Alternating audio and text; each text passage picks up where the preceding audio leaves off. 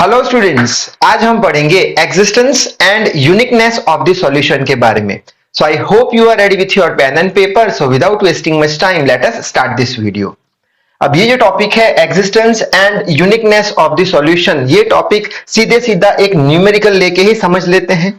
तो न्यूमेरिकल क्या है? Check the existence and uniqueness of dy by dx is equals to y square और y1 is equals to 0। यानी कि ये हमें एक डिफरेंशियल इक्वेशन दिया हुआ है, उसका हमें क्या चेक करना है कि सॉल्यूशन उसका एग्जिस्ट करता है या नहीं, और अगर करता है तो वो यूनिक है या नहीं। यूनिक है या नहीं यानी क्या? अगर ये डिफरेंशियल इक्वेशन का सिर्फ एक ही सॉल्यूशन हमें मिला तो हम बोल देंगे सॉल्यूशन एग्जिस्ट करता है और वो यूनिक है। ठीक है, अगर एक ही हमें सॉल्यूशन मिला तो इसका। अगर एक से ज्यादा सॉल्यूशन मिला तब हम क्या बोल देंगे? सॉल्यूशन तो एग्जिस्ट करता है लेकिन वो यूनिक नहीं है। क्यों? क्योंकि एक से ज्यादा सॉल्यूशन मिल रहे हैं, उसका सॉल्यूशन इनफाइनाइट है। ठीक है, और साथ ही साथ हर एक न्यूमेरिकल में ऐसा एक आईवीपी भी दिया होगा, इसे हम बोल देंगे आईवीपी, इनिशियल वैल्यू प्रॉब्लम। ठीक है, तो कैसे स्टार्ट करें? सबसे पहले एग्जिस्टेंस चेक करेंगे। तो हर एक न्यूमेरिकल में एग्जिस्टेंस चेक करना है सॉल्यूशन का, तो हमेशा हम आईवीपी का यूज करने वाले हैं। ठीक है, बात की बात बाद में देख लेंगे। ठीक है, तो पहले तो एग्जिस्टेंस चेक करेंगे। कैसे?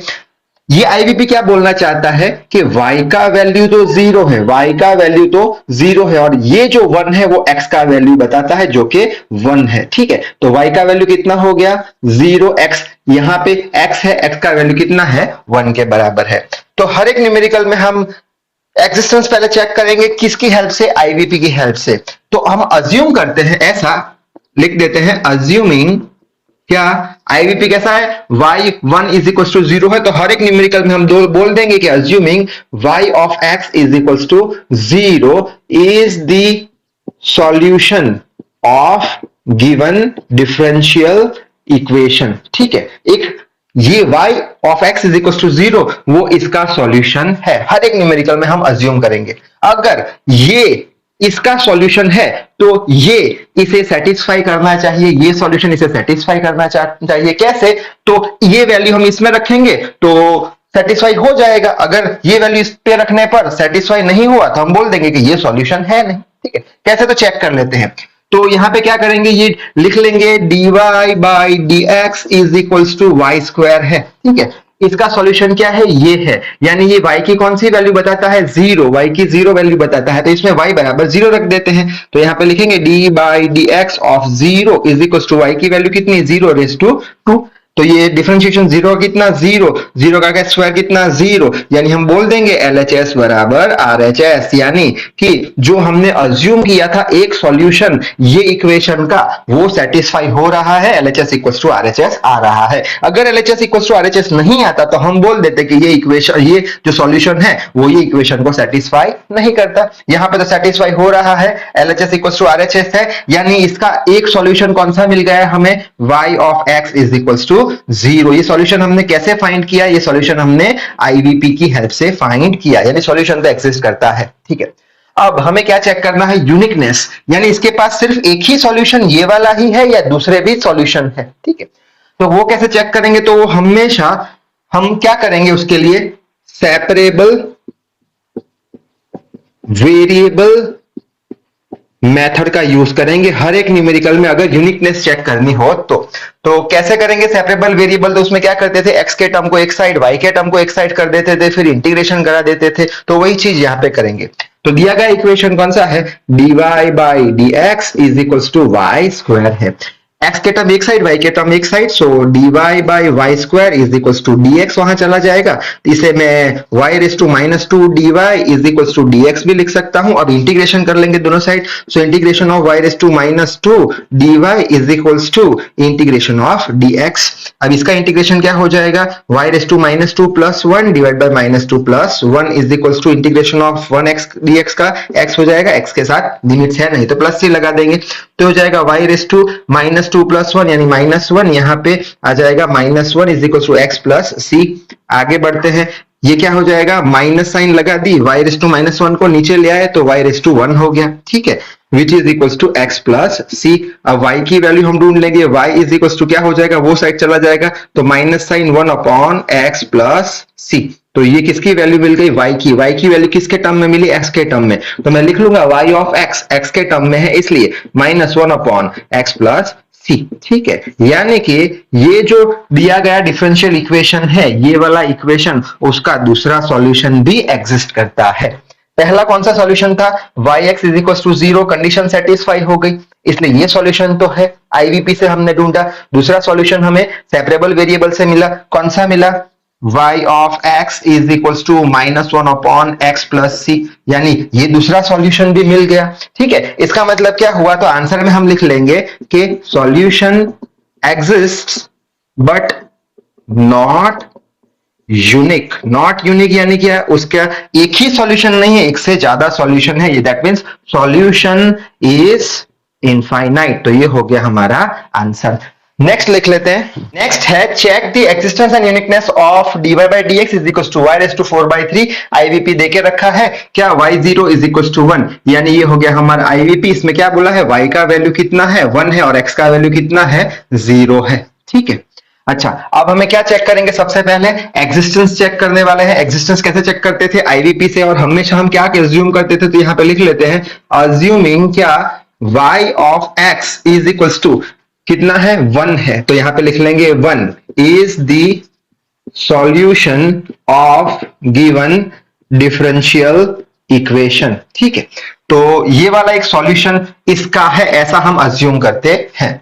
तो अगर अज्यूम करते हैं तो ये सॉल्यूशन इसमें रखने पर ये सेटिस्फाई होना चाहिए। ये सॉल्यूशन कैसे देख लेते हैं, तो यहाँ पे इक्वेशन लिख लेते हैं dy by dx is equal to y raise to 4/3। ये सॉल्यूशन हमने अज्यूम किया है, जिसमें क्या बोलता है y का वैल्यू 1 रखो, तो यहाँ पे y का वैल्यू 1 रखते हैं, dy by dx of 1 is equal to y का वैल्यू 1 होल रेज़ टू 4/3। अच्छा, 1 का डिफरेंशिएशन कांस्टेंट है, कांस्टेंट का डिफरेंशिएशन 0, 1 रेज़ टू 4/3 1, यानी यहां हमें क्या मिला, LHS is not equals to RHS, यानी सेटिस्फाई नहीं किया ये सॉल्यूशन दिए गए डिफरेंशियल इक्वेशन को, यानी कि हम बोल देंगे कि ये जो सॉल्यूशन हमने अज्यूम किया था वो तो है नहीं इसका सॉल्यूशन। ठीक है, अच्छा तो एक चीज कंफर्म, ये सॉल्यूशन तो है नहीं। अब आगे बढ़ते हैं, आगे हम क्या चेक करेंगे, यूनिकनेस, यानी इसके पास एक सॉल्यूशन है या एक से ज्यादा सॉल्यूशन है। तो उसके लिए हम कौन सा मेथड यूज करते थे, वेरिएबल सेपरेबल मेथड यूज करते थे। ठीक है, तो उसमें हम क्या करते थे, x को एक साइड, y को एक साइड ले जाते थे। दिया गया इक्वेशन कौन सा है, dy by dx is equal to y raise to 4/3 है, तो dy by y raise to 4/3 आ जाएगा, which is equal to dx आ जाएगा। इसे हम लिख सकते हैं y रेज़ टू -4/3, ऊपर ले जाने पर dy is equal to dx। अब इंटीग्रेशन करा लो, integration of y raise to -4/3 dy is equal to integration of dx। इसका क्या हो जाएगा, y raise to -4/3 plus 1 divided by -4/3 plus 1 is equal to 1, dx का क्या हो जाएगा, x लिमिट्स है नहीं तो प्लस c कर दिया। ठीक है, आगे बढ़ते हैं। अब इसका क्या हो जाएगा, 3 1 3 3 और माइनस, यानी y raise to -1/3 divided by -1/3 is equal to x plus c। तो ये ऊपर 3 चला जाएगा, यानी माइनस साइन के साथ -3 चला गया, और नीचे इसे हम लिख लेंगे y रेज़ टू 1/3, माइनस है इसलिए नीचे लिख लिया, which is equal to x plus c। अब y को सब्जेक्ट बनाएंगे तो y रेज़ टू 1/3 इधर चला जाएगा, तो इधर होगा -3 divided by x plus c। अब y को सब्जेक्ट बनाएंगे तो ये 1/3 है, तो पावर में 3 चला जाएगा, तो यहाँ पे -3 divide by x plus c का क्या चला जाएगा, cube. So y is equal to, इसका 3 का क्यूब कितना होगा, माइनस ही रहेगा 27, और divided by x plus c का क्या हो जाएगा, क्यूब। और ये किसके टर्म में मिली, x के टर्म में y की वैल्यू मिली, तो y ऑफ x लिख लेंगे -27 divided by x plus c का क्यूब। यानी हम क्या बोल देंगे, ये सॉल्यूशन इसका है दिए गए डिफरेंशियल इक्वेशन का। तो यहां पे हम बोल देंगे y of x is equal to 1, ये तो सॉल्यूशन है नहीं इसका, तो सॉल्यूशन हमने ढूंढा सेपरेबल मेथड से, कौन सा है, y of x is equal to -27 divided by x plus c का क्यूब। यानी इसके पास सॉल्यूशन जो है वो क्या करता है, एग्जिस्ट तो करता है, एग्जिस्ट तो करता है, और कैसा है वो, और वो है यूनिक। क्यों यूनिक है, क्योंकि एक ही सॉल्यूशन हमें मिला, दूसरा मिला नहीं, इसलिए। तो ये हो गया हमारा आंसर के solution exist and it is unique. Last देख लेते हैं, है check the existence and uniqueness of dy by dx is equal to y raise to 2/3, और ये आईवीपी हमें दिया हुआ है इनिशियल वैल्यू प्रॉब्लम, उसमें y की वैल्यू किसके बराबर है, 0 के बराबर, और x की वैल्यू किसके बराबर है, वो भी 0 के बराबर। ठीक है। अच्छा, वापस से चेक करेंगे सॉल्यूशन एग्जिस्ट करता है नहीं, किसकी हेल्प से करेंगे, ये जो आईवीपी दिया है उसकी हेल्प से। तो हमेशा हम क्या अज्यूम करेंगे, तो यहां पे लिख लेता हूं, assuming y of x is equals to क्या है, zero, y of x is equals to zero is the solution of given differential equation. ठीक है, एक सॉल्यूशन है। अगर ये सॉल्यूशन है तो ये जो डिफरेंशियल इक्वेशन है उसको सेटिस्फाई करना चाहिए। कैसे, तो देख लेते हैं। तो यहाँ पे लिख लेते हैं dy by d x is equal to y raise to 2/3। अगर ये सॉल्यूशन है तो ये इक्वेशन सेटिस्फाई होना चाहिए। तो यहाँ पे y की वैल्यू क्या रख देंगे, जीरो। तो यहाँ पे लिख लेते हैं d by d x of zero is equal to y की जगह जीरो रेस टू 2/3। जीरो का differentiation zero, zero raise to 2/3 zero, यानी हम बोल सकते हैं LHS इक्वल्स टू RHS, यानी जो ये सॉल्यूशन हमने अज्यूम किया था वो सॉल्यूशन इसका है। तो एक सॉल्यूशन हमें मिल गया, कौन सा, y of x is equals to zero. ये एक सॉल्यूशन हमें मिल चुका है, किसका, दिए गए डिफरेंशियल इक्वेशन का। ठीक है, आगे बढ़ते हैं। अब हम यूनिकनेस कैसे चेक करेंगे, तो अभी हम देख गए सेपरेबल वेरिएबल मेथड का यूज करके। उसमें क्या करते थे, x को एक साइड y को एक साइड ले जाके इंटीग्रेशन करते थे। तो देख लेते हैं, दिया गया इक्वेशन क्या है, dy by d x is equal to y raise to 2/3। y को एक साइड x को एक साइड कर दो, so dy whole by y whole raise to 2/3 which is equal to dx। तो इसे हम लिख सकते हैं y रेस टू माइनस 2/3, ऊपर ले जाने पर dy is equal to dx। Integration ले लो, integration of y raise to minus 2/3 dy is equal to integration of dx। अब इसका इंटीग्रेशन क्या होगा, -2/3 plus 1 divided by -2/3 plus 1 which is equal to 1 dx का x लिमिट्स है नहीं तो प्लस c लगा दिया। ठीक है, आगे बढ़ते। y रेस टू -2/3 प्लस 1 कितना होगा, 3 1 3 यानी 1/3, y रेस टू 1/3 हो गया, डिवाइडेड बाय यहाँ पे भी 1/3 आएगा which is equal to x plus c। ठीक है, अब ये 3 ऊपर चला जाएगा तो 3y रेस टू 1/3 हो जाएगा which is equal to x plus c। y raise to 1/3 को सब्जेक्ट बनाते हैं तो x plus c divided by 3 हो जाएगा।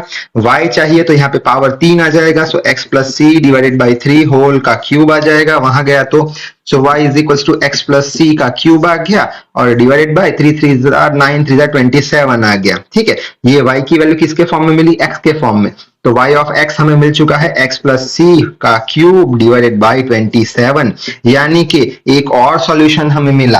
पहला सॉल्यूशन हमने अज्यूम किया था वो मिला, और दूसरा solution y of x is equal to x plus c का क्यूब डिवाइडेड बाय 27, यानी कि आंसर में हम क्या लिखेंगे कि ये जो डिफरेंशियल इक्वेशन है इसका सॉल्यूशन एग्जिस्ट तो करता है, ठीक है, लेकिन साथ ही साथ इसके पास एक से ज्यादा सॉल्यूशन है। तो हम लिख लेंगे लेकिन बट नॉट यूनिक, यूनिक नहीं है। अगर एक ही सॉल्यूशन हमें मिलता तो यूनिक बोलते थे, यहाँ पे एक से ज्यादा सॉल्यूशन मिला है तो हम इसे बोल देंगे सॉल्यूशन तो एग्जिस्ट करता है लेकिन यूनिक नहीं है। तो ये हो गया हमारा आंसर। तो इसके ज्यादा से ज्यादा न्यूमेरिकल प्रैक्टिस करना। तो इस वीडियो में बस इतना ही। So till then read hard, work hard. Thank you very much.